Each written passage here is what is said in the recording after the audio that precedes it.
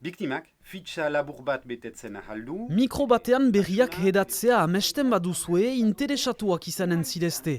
Euskararen erakunde publikoak formakuntza berri bat plantan ezartzen du, kazetaritza Euskaraz unibertsitate diploma, 2 urteko formakuntza profesionala helduden irailean hasiko dena.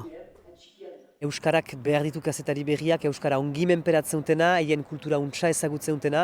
Ordan, DU horrek, diplom universitar horrek, hori du helburu formatzea ikasle bat, alternantzian izanen dena, pasatuko du denbora edabide enpresa batean, eta pasatuko du beste denbora bat unibertsitateetan.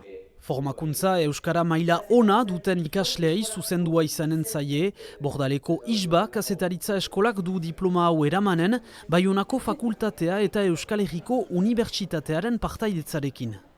À l'intérieur de ce DU, nous portons tous les enseignements d'ordre journalistique, donc vraiment liés aux techniques journalistiques, aussi bien sur l'audiovisuel que sur l'écrit ou le numérique. Et donc les cours techniques qui nécessitent d'avoir accès aux studios, radio ou télé ne pourront se faire qu'à Bordeaux.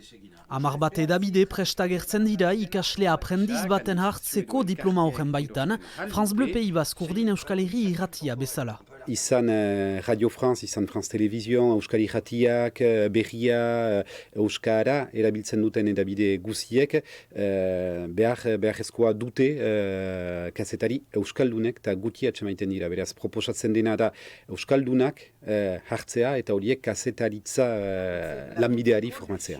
Hautagaiak Euskararen erakunde publikoarekin harremanetan sar daitezke.